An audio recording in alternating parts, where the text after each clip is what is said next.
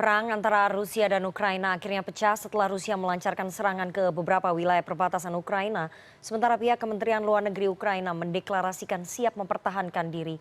Apa dampak perang antara Rusia dan Ukraina bagi dunia, terutama Indonesia?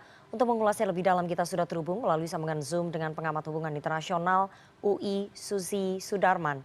Selamat sore Bu Susi. Selamat sore Bu Rifana. Oke, Bu Susi, perang antara Rusia dan Ukraina akhirnya pecah. Apa yang bisa Anda analisa dari dampak perang kedua negara ini, Bu Susi? Dampak perang tentunya banyak ya, karena sebetulnya dunia ini diamankan oleh adanya arsitektur security, arsitektur keamanan dunia. Tetapi sejak pecahnya USSR atau Uni Soviet, Barat kurang menegaskan kembali security architecture tersebut. Terlihat dari tidak tegasnya mengamankan rasa Rusia terhadap perluasan NATO, misalnya gitu. Okay. NATO mulai dari tahun 1999 dengan Czech Republic, Hungary, Poland, lalu 2004 dengan Bulgaria, Estonia, Latvia, Lithuania, Romania, Slovakia, dan Slovenia. Baik. Padahal wilayah tersebut adalah sphere of influence atau tempat yang mengamankan Rusia. Oke. Sekarang keadaan agak berubah karena Rusia tiba-tiba menemukan sumber minyak yang cukup besar dan gas yang cukup besar yang menumpuk kekayaan untuk dia. Oke, jadi baik, Bu Susi. dalam teori hubungan internasional ada yang disebut power cycle theory. Yang kalau tentang perbatasan itu bicara tentang realisme. Tapi power cycle theory itu biasanya ada negara yang tiba-tiba mempunyai kekuatan sedemikian rupa yang melebihi dari norma-norma yang biasa diterima. Jadi mau tidak mau sebetulnya salah perhitungan dalam artian dipikir Rusia masih sama dengan Rusia yang sebelumnya. Padahal Rusia yang sekarang adalah Rusia yang sudah cukup perhitungan dalam arti dia sudah mengumpulkan dana valuta asing selama beberapa bulan, lalu mengumpulkan tentaranya ke seluruh wilayah dari Belarus sampai dekat Ukraina untuk bisa merebut wilayah. Oke, Bu Susi. Tapi kan Barat masih ragu-ragu karena konflik yang aktual itu akan membawa nuclear power, akan membawa perang nuklir. Oke, Bu Susi. Mereka penghitungannya adalah sanksi, gitu loh. Oke, Bu Susi, melihat kekuatan militer Rusia yang jauh lebih kuat dibandingkan dengan Ukraina, apakah menurut Anda negara-negara NATO akan membantu Ukraina? Masalahnya kan masalah nuklir dan masalah kepentingan ekonomi Eropa Barat akan gas Rusia.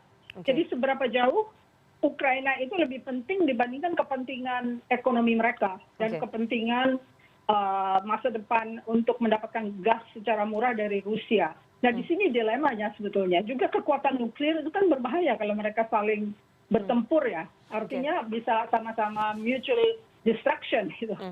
Jadi pilihannya memang nggak banyak ya. Artinya NATO mempertimbangkan betul-betul ya segala resikonya, baik dampak ekonomi, supply ataupun pasokan gas yang dilakukan oleh Rusia kan cukup banyak ya. Ini betul-betul semua langkah dipertimbangkan dengan hati-hati begitu ya oleh negara-negara NATO.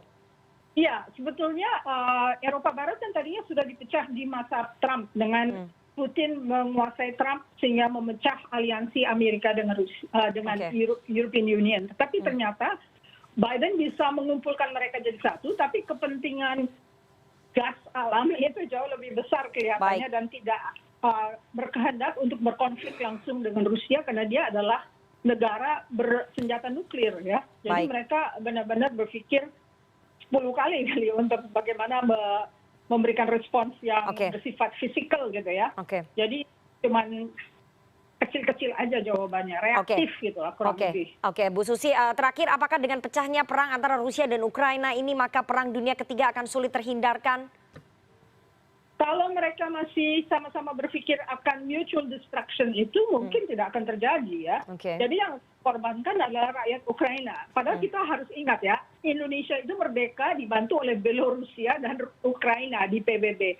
Jadi kita sebetulnya punya dalih untuk mencoba berdiplomasi dengan Rusia, mungkin untuk menyelamatkan orang Ukraina karena mereka dijadikan korban oleh dan kepentingan ekonomi Eropa Barat dan ketakutan akan nuclear warfare dari Amerika Serikat. Baik, terakhir sekali Bu Susi, bahwa kita akan menjadi tuan rumah presidensi G20 di tengah ketegangan antara Rusia dan juga Ukraina. Menurut Anda apa yang bisa diambil sikap ini oleh pemerintah Indonesia untuk menyikapi ataupun menunjukkan sikapnya soal perang antara Rusia dan juga Ukraina di tengah presidensi G20 ini?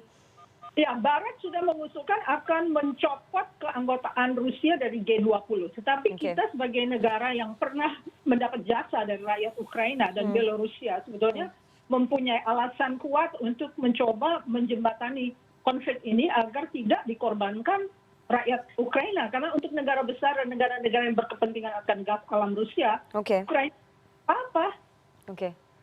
Baik, kita tunggu nanti bagaimana sikap resmi dari pemerintah Indonesia menyikapi ketegangan ataupun perang antara Rusia dan juga Ukraina. Semoga sekali lagi pemerintah Indonesia bisa mengambil langkah yang sangat safe begitu ya untuk negara kita. Terima kasih sekali pengamat hubungan internasional UI, Ibu Susi Sudarman, atas waktunya kepada CNN Indonesia Newsroom sore hari ini. Sehat selalu Ibu Susi. Ibu Rifana.